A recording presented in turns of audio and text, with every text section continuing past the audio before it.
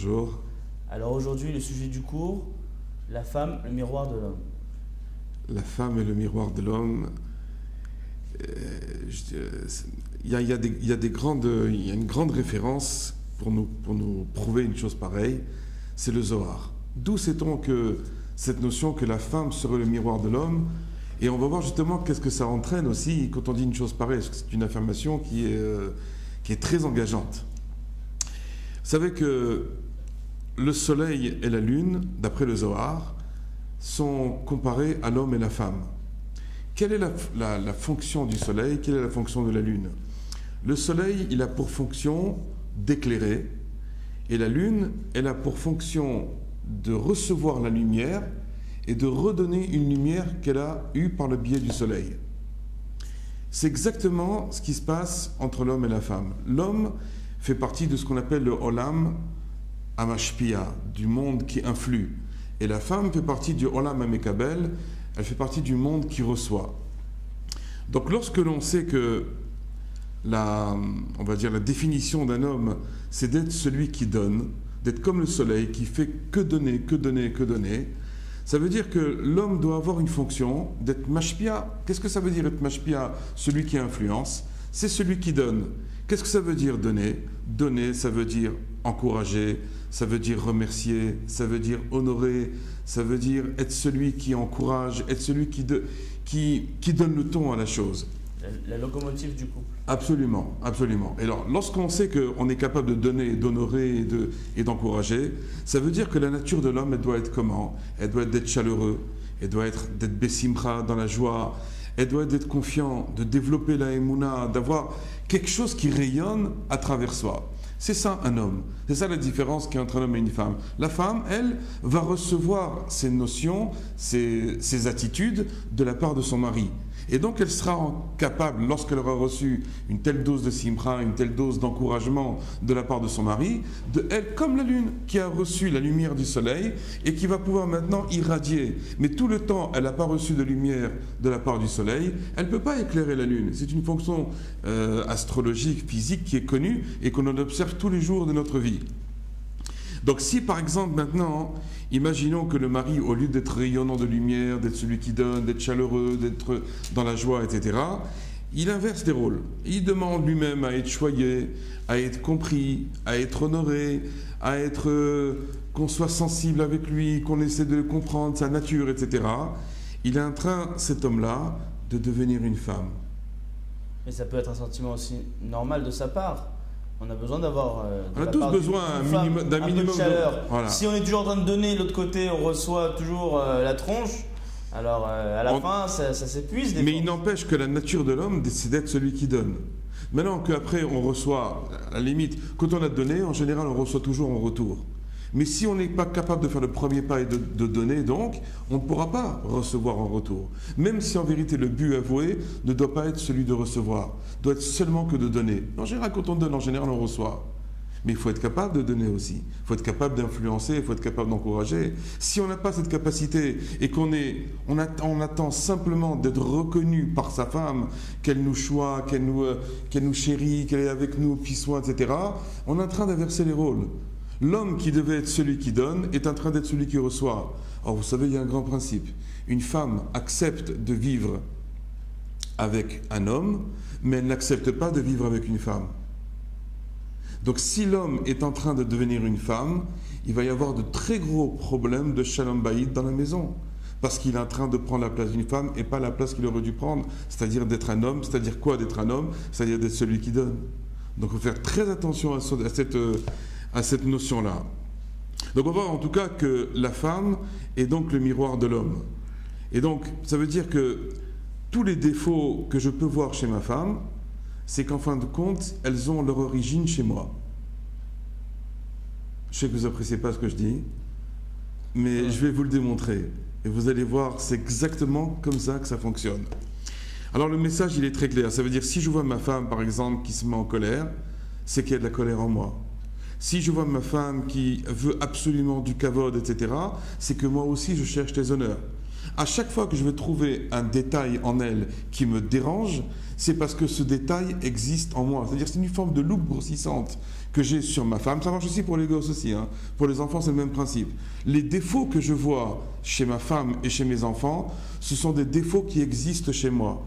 Et si, dans la mesure où on dit que la femme est le miroir de l'homme, bien vous savez, c'est comme si maintenant, regardez mon col de chemise, imaginez maintenant que j'ai un col qui dépasse comme ça, et je me regarde dans le miroir, qu'est-ce que je vais voir? Je vais voir un col qui est déformé. Qu'est-ce que je vais essayer de faire? Je vais essayer de corriger le miroir ou je vais essayer de corriger mon col? Votre col. Je vais essayer de corriger mon col, ça ne sert à rien de corriger le miroir. Donc si maintenant on va selon l'affirmation du Zohar que la femme est le miroir de l'homme et que je vois un défaut qui est en elle, ce défaut en vérité, c'est quelque chose qui est chez moi. Donc si maintenant je vais essayer de corriger la chose chez elle alors que c'est chez moi, c'est comme si maintenant j'étais devant un miroir et que j'essaye de corriger le miroir au lieu de me corriger à moi-même. D'un autre côté, vous mettez un peu tout le monde à dos, vous mettez les féministes, les femmes qui vont dire écoutez, je ne suis pas non plus, j'ai le droit d'être qui je suis, et de l'autre côté, les hommes qui vont dire je ne suis pas non plus le responsable de ma femme dans tous les défauts. Alors, je vais vous le prouver par plusieurs preuves, tout ce qu'on est en train de dire maintenant. En tout cas, quoi qu'il en soit, lorsqu'un homme ignore cela, que sa femme est son miroir, en vérité, l'homme va commencer à souffrir de sa femme. Puisqu'il ne veut pas reconnaître cette vérité, et automatiquement il va souffrir, il va toujours vouloir essayer de la transformer, tout en sachant que normalement ça aurait dû être lui qui aurait dû se transformer. S'il se transforme, il peut absolument l'influer sur elle aussi, puisque lui, il est du monde du Olam HaMashpia, du monde qui influe. Celui qui influe, c'est celui qui peut faire transformer les choses. Si on n'est pas, comme par exemple dans le domaine de la politique par exemple, il y a ce qu'on appelle des cercles d'influence. Qui est-ce qui aura le dernier mot? C'est celui qui arrive à influer, celui qui arrive à parler le mieux, celui qui arrive à mieux l'expliquer. Dans le couple, c'est exactement la même chose. Si l'homme arrive à mettre cette notion en lui, que c'est lui qui influe, que c'est lui qui donne le ton, même s'il voit des choses chez sa femme, il va être capable de les transformer. Je vais vous dire quelque chose. Lorsqu'un homme va ignorer tout cela, en vérité, ça va l'entraîner à se lamenter. Il va se dire toute sa vie, il va se dire mais pourquoi j'ai rencontré une telle mégère? Pourquoi j'ai rencontré une telle femme? C'est-à-dire pourquoi elle me fait souffrir? Pourquoi elle me fait tellement le contraire de ma volonté? L'homme fait penser qu'en fin de compte, il s'est trompé. Et que lorsqu'on pense que quelqu'un s'est trompé, pour lui faire entendre raison, il faut absolument l'humilier. Il faut absolument lui faire entendre raison, et quand il ne veut pas entendre raison, il faut lui montrer par le biais de l'humiliation qu'elle se trompe. Et je peux vous assurer, lorsqu'on utilise ce système d'humiliation, surtout envers sa femme, on peut être certain qu'on peut faire une croix sur son Shalom Bayit. Il faut oublier après cette notion de Shalom Bayit, il n'y a plus de Shalom Bayit, c'est terminé. C'est une chose qu'il faut se mettre dans la tête. Tout le temps, on n'arrive pas à accepter cette histoire-là, qu'elle est mon reflet, et que je veux la faire changer absolument, et que par le biais de l'humiliation, des cris, des nerfs, etc., que peut-être elle va changer par ce biais-là, cet homme-là, il va souffrir un très grand calvaire dans sa vie. Surtout si c'est une Marocaine. Ah, donc ça veut dire qu'en fin de compte, quel est le but du mariage? Le but du mariage, qu'on ait 1 an de mariage ou 50 ans de mariage, c'est exactement le même principe. Pourquoi est-ce qu'on se marie? On ne se marie pas pour corriger son conjoint, on se marie pour se corriger soi-même. Si je vois mon conjoint comme celui qui va me permettre de m'arranger, de me développer, de grandir vers Hachem, de me rapprocher d'Hachem, alors j'ai tout compris. Si je vois l'autre comme un obstacle à ma vie, j'ai aucune chance.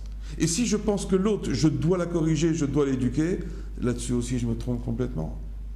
Parce que le but du mariage, c'est d'abord de se transformer soi-même, c'est pas de transformer les autres.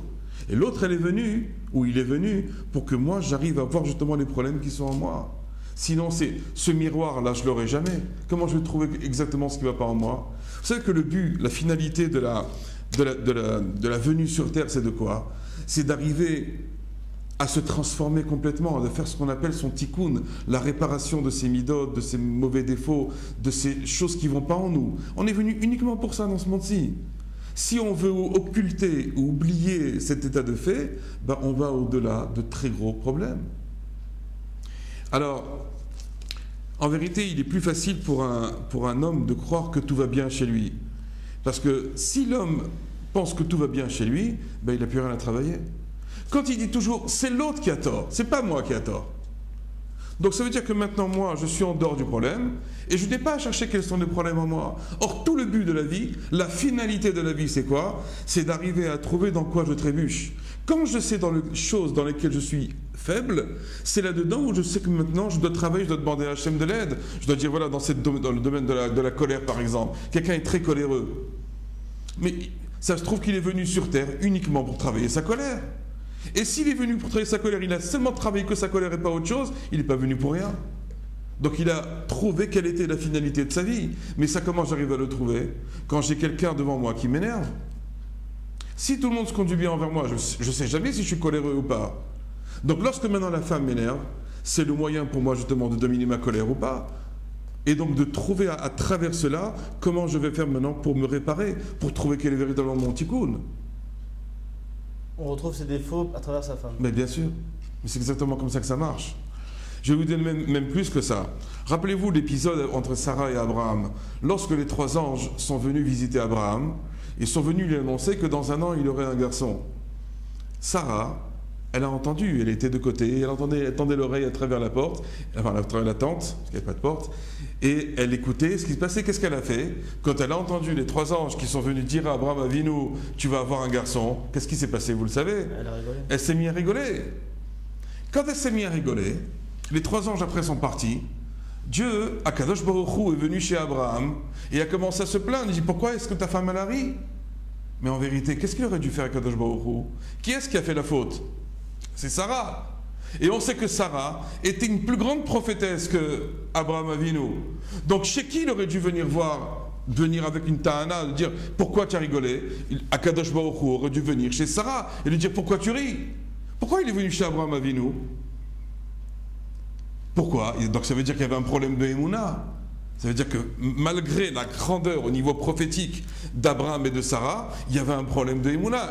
Sarah, elle n'a pas cru que c'était possible que Dieu change le cours normal des choses, transforme la nature et qu'une femme de 90 ans soit capable d'enfanter. Pourquoi il est venu chez Abraham? Vous savez pourquoi? Parce que Abraham, l'homme, en fin de compte, est responsable de la Emouna de sa femme. Si sa femme, elle a un problème de Emouna, la responsabilité en incombe à qui? À son mari. Puisque la femme, c'est le miroir de l'homme. Ça veut dire que chez Abraham Avinu, il devait certainement y avoir un degré infinitésimal, un problème de Emouna. Et si sa femme, maintenant, n'a pas cru lorsque les anges lui ont dit « tu vas avoir un garçon », Siman, qu'il y avait un problème de Emouna. Le problème de Emouna, il est chez qui? Chez Sarah ou chez Abraham? Chez Abraham, pourquoi? Parce que on dit que la femme est le miroir de l'homme. Voilà une des preuves minatora que c'est bien l'homme qui détermine ce qui va se passer dans son couple, autant au niveau matériel que spirituel, qu'au niveau de l'éducation, qu'au niveau de tout. Tout ce que l'homme est, la femme va le refléter.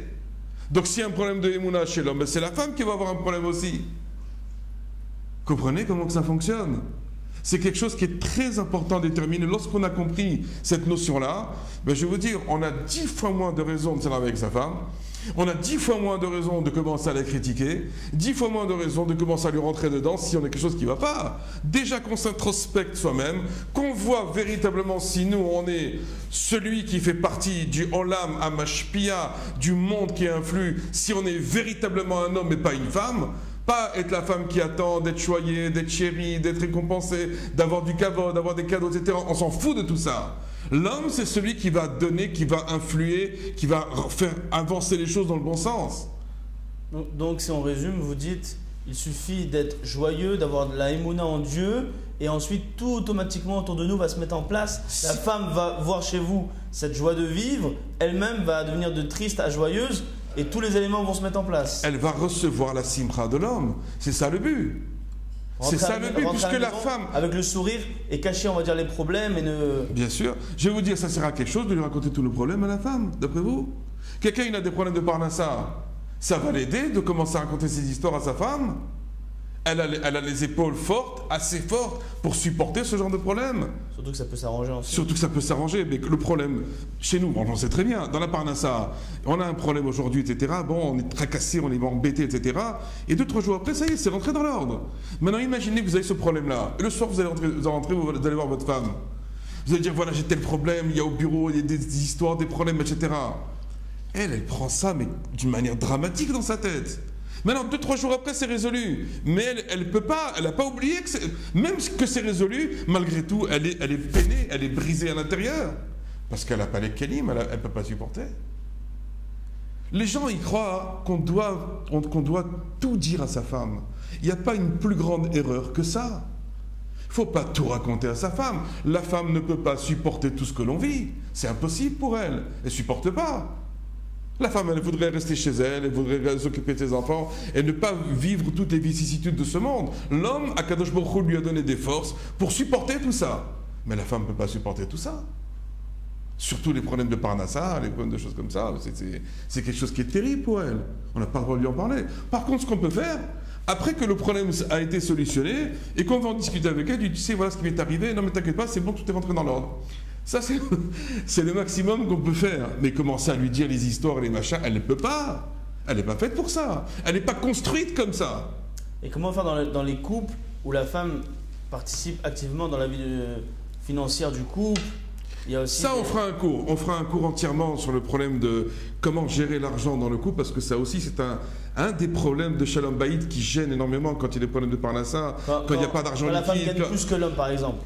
Quand la femme gagne plus que l'homme, quand la femme est plus intelligente que l'homme, quand elle a fait plus d'études que l'homme. Tout ça, on va faire un cours complètement à part là-dessus. On en parlera, vous verrez, ce sera beaucoup de choses qui vont remettre les choses en place dans notre tête.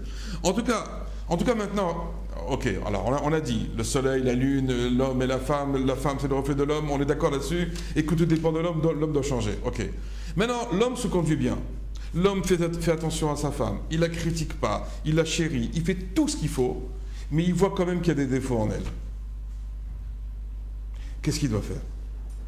Comment est-ce que maintenant il va arriver à la transformer, à la faire changer?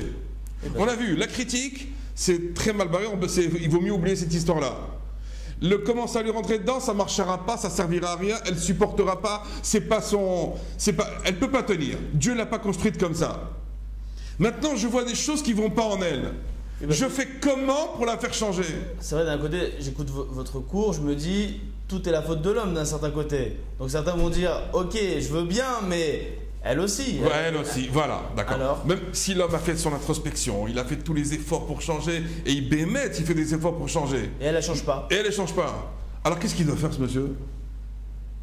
Il y a une solution pour lui.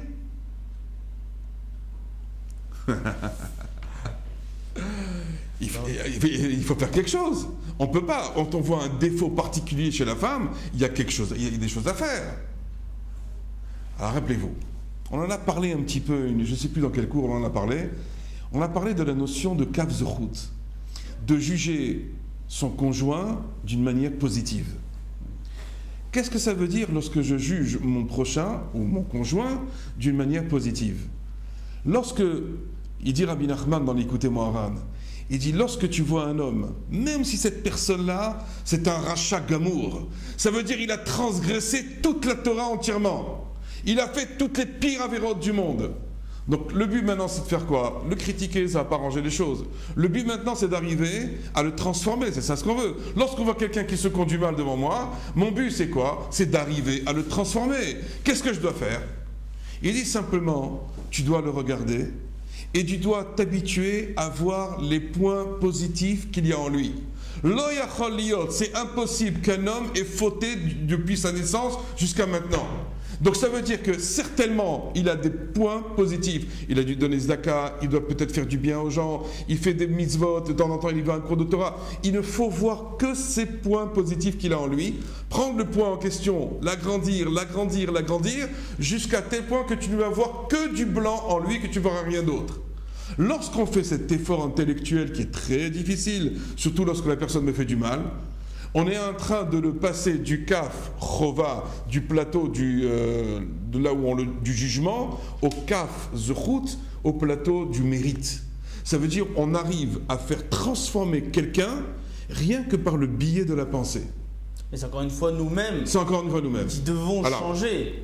Ça, donc c'est la première chose. La première chose, c'est le kaf zechut. La deuxième chose, c'est la tfila. Je vois ma femme qui se conduit mal, ou que ça ne correspond pas à ce que moi je veux. Mais Ribono Shel Olam, il faut s'adresser à celui qui a fait ma femme. Elle est lunatique, on va dire. Elle est lunatique. Il y a des femmes lunatiques, par exemple. Il y a des femmes qui sont super nerveuses ou qui sont tout le temps déprimées, tout le temps angoissées, etc. Mais je dois prier Hachem. Je vois ma femme qui souffre, je vois ma femme qui n'est pas bien. Mais je ne comprends pas, je ne prie pas pour elle. Quelle est la plus belle preuve d'amour qu'il puisse y avoir entre un homme et une femme, ou même d'une femme envers un homme? On le verra dans le cours d'après, au niveau de la femme, comment elle doit faire pour son mari aussi. Mais là, en tout cas, de l'homme vers la femme, la plus belle chose, la plus belle preuve d'amour qui peut lui témoigner à son épouse, quand il voit que ça ne va pas, ben, ça veut dire qu'il faut prier pour elle. Je ne comprends pas, on est capable de prier pour des étrangers. On entend telle personne a été malade, machin, etc. On se met tous à prier de faire des téhilim. Et notre propre femme, on n'est pas capable de prier pour elle? Comprenez où est-ce que le bas blesse? C'est-à-dire qu'on a oublié que le véritable chesed, la véritable bonté, c'est d'abord envers son épouse. Et c'est aimer sans attendre un retour. Surtout. Absolument, c'est ça le vrai chesed. C'est de rien attendre.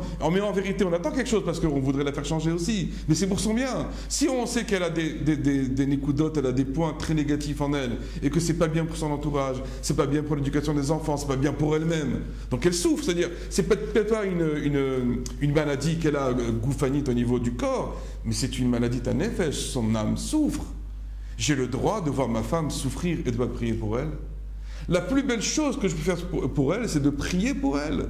C'est de m'adresser à Kadosh Baruch Hu, de lui dire, regarde ma femme, comment elle souffre, comment elle n'est pas bien, comment elle est coléreuse, comment elle est déprimée, comment elle est dans l'angoisse, etc. Je t'en prie, aide-la, fais-lui rentrer des mochines, fais-lui rentrer de la force, de l'énergie dans la tête, dans son cœur. Mais c'est comme ça qu'il faut prier Hachem. Si je ne fais pas tout ça pour ma femme, c'est que j'aime pas ma femme. C'est que je l'aime pas, tout simplement, il n'y a pas de secret. L'amour, c'est quelque chose qui se développe. C'est pas quelque chose qu'on a en claquant du doigt. C'est l'amour qu'on avait le jour du mariage et 10 ans après, c'est pas toujours la même chose. Alors, on souhaite, bien sûr, mais c'est pas toujours la même chose. Et 20 ans après, encore moins. Et 30 ans après, encore moins. Il y a eu des blessures, il y a eu des mots, il y a eu des lames gilettes qui sont sorties, qui ont fait mal, qui ont brisé un peu cet amour qu'il y avait entre nous. Alors automatiquement, quand on a brisé l'amour qui était entre nous par ces lames gilettes et par ces mots acerbes qui sont sortis de notre bouche, ben, c'est normal qu'à la fin la femme soit déprimée, qu'elle soit coléreuse. Chacune comment elle va réagir à sa manière à elle. Ça veut dire c'est quoi? C'est les maladies de l'âme, tout ça. Les maladies de l'âme, comment je peux faire pour la guérir? Mais je dois m'adresser à Kadosh Baruch Hu, je dois prier pour elle. Comprenez comment que ça marche? Maintenant, lorsque je veux quelqu'un, je veux le faire changer. On le sait, ça, dans les techniques commerciales de vente, ça marche dans les affaires, dans le business, ça marche dans l'éducation, ça marche dans tous les domaines. Quand vous dites des paroles positives à quelqu'un, vous arrivez à le transformer. Du coaching. Coaching, le coach. Aujourd'hui, tout le monde sait ce que c'est le coach. On a tous besoin d'être coachés. On a tous besoin d'entendre des paroles positives qui nous boostent. Il faut devenir le coach de sa femme. Voilà, tout simplement. Donc on veut maintenant qu'il y a des choses qui ne vont pas en elle. Il faut la coacher. Tu verras ma femme, tu vas réussir, j'en suis sûr. Et lui dire sans arrêt des paroles positives. N'oubliez pas que nous, on fait partie du Olam Mashpia, du monde qui influe. Et qu'elle est du monde, du Olam Mekabel, du monde qui reçoit. J'espère que ça ne va pas en énerver quelques-unes. Non, parce qu'après il y a le cours pour les femmes, après vous inquiétez pas, on va faire la suite. Donc ça veut dire que lorsque maintenant je dis des paroles positives à quelqu'un, ça l'encourage et ça l'entraîne toujours à bien agir. Ma femme, c'était extraordinaire le repas que tu as fait aujourd'hui. Franchement, merveilleux. Etc. Et on continue à la flatter, à l'encourager, à la féliciter. C'est ça ce qu'elle attend. Quand vous faites ça, vous la construisez. Et quand vous construisez quelqu'un, vous le faites changer. C'est sûr que si tu lui dis le plat était pas bon, le lendemain tu reçois du congelé. Alors maintenant, malgré tout, imaginons que quelqu'un maintenant a essayé de la faire changer par le biais du Kavzerhout en la jugeant positivement. Imaginons qu'il a prié pour elle nuit et jour, Yamam Balayla, il s'est levé à Khatzot, il a fait Shirachirim avant le Netz le matin, il a fait des tfilotes, il était par chez tous les rabbanim, tous les gdolim, les tzadikim, rien, elle ne bouge pas. Divorce. Alors, Shalom. Qu'est-ce qu'on fait dans ces cas-là? Si on n'y arrive pas, qu'est-ce qu'on doit faire? Rappelez-vous, lorsque Adam Arishon a fauté, Akadosh Baruch Hu, il n'est pas intervenu immédiatement. Pourquoi tu as fait la Avera? Qu'est-ce qu'il a fait? Il a laissé d'abord Adam Arishon mettre la feuille de vigne pour se cacher. Après seulement, il s'est adressé à lui. Ça veut dire que lorsqu'on voit quelqu'un qui agit mal, il ne faut pas l'attraper tout de suite. Laisse, attends un jour, attends 2 jours, attends le moment opportun pour lui parler de ce qui ne va pas. Mais quand tu l'attrapes sur l'instant, tu peux le blesser, tu peux l'humilier. Et ça, quelqu'un qui est humilié n'entendra aucune remarque de personne. Vous le savez, quelqu'un qui est humilié, quelqu'un à qui on a fait mal, d'abord il faut qu'il se remette. Il ne peut pas avant. Donc si maintenant on voit des choses qui n'allaient pas en lui, on doit d'abord attendre, par exemple, un jour. Bon, la femme s'est conduit mal, par exemple, ou l'homme s'est conduit mal. On doit attendre un jour ou 2 avant de lui en parler. Il faut d'abord que la chose soit partie, soit oubliée, qu'on soit calme, qu'on trouve le moment favorable, opportun, pour pouvoir en discuter. Et après là, mais en vérité, même ça, c'est pas la meilleure solution. La meilleure solution, c'est ce qu'on a dit tout à l'heure. C'est prier pour elle, la juger le kavzerhout, comprendre que c'est nous qui influons sur elle, etc. Mais si l'homme n'a pas ce niveau spirituel, entre guillemets, et qu'il n'est pas capable d'attendre tout ça, alors il peut lui parler, mais jamais sur l'instant présent. Parce que là, automatiquement, ça va l'humilier, ça va la briser, et l'effet escompté que nous, on va espérer la faire changer, ben, il n'y sera pas là. Puisque le but, c'est quoi? C'est de la faire changer. Donc si on veut la faire changer, il faut prendre des pincettes. Comme on l'a dit dans les derniers cours, on ne peut pas se permettre de faire des remarques et de la faire changer par des remarques. C'est impossible, ça ne changera pas.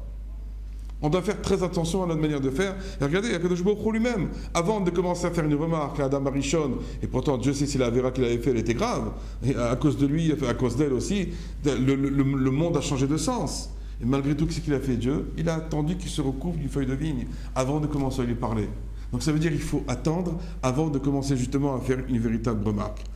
Voilà, on va arrêter là. Donc la conclusion, c'est qu'il faut faire très très attention quand on veut dire quelque chose à sa femme, mais le but, c'est de ne rien lui dire. Le but, c'est d'arriver à parler à Hachem, de se transformer soi-même et de demander à Hachem qu'il la transforme. Et que dans le cas le pire, le plus négatif qui soit, alors si vraiment il faut lui parler, on peut lui parler, mais il faut faire toujours très attention. Je pense que vous dites ne pas tout lui dire, mais quand il y a le mensonge dans le couple, il y a dire et pas dire. J'ai pas très bien compris la... C'est-à-dire s'il y a du mensonge, s'il y a un des deux qui ment. Si à la fin tu caches trop de choses à ta femme, il n'y a pas le émettre dans le... C'est pas lui cacher, c'est ne pas lui dire des choses qu'elle ne pourrait pas supporter, c'est la préserver au contraire. Okay. On souffre tous dans la parnassa, je ne vous apprends pas comment ça marche. Je pense que tous ceux qui nous regardent comprennent exactement de quoi on parle. On souffre tous dans la parnassa, c'est une souffrance, c'est une malédiction qui a été donnée à Adam Arishon et à Chava. Donc cette souffrance, elle est présente, ça ne sert à rien de faire partager sa souffrance à quelqu'un qui ne pourrait pas m'aider. Si maintenant ma femme a peut-être une solution, elle a de bons conseils, etc., et qu'elle peut supporter, peut-être à temps on peut lui en parler, mais sinon ça ne sert à rien, il ne faut pas. Ça ne s'appelle pas du mensonge, ça s'appelle préserver l'âme de mon âme sœur. C'est simplement la préserver pour qu'elle soit bien dans sa peau et qu'elle puisse continuer à fonctionner, parce qu'elle n'a pas les mêmes forces qu'un homme, c'est pas pareil. Voilà, Bezrat Hashem, qu'on soit tous méritants d'avoir un très très grand Shalom Bayit. Amen et Amen.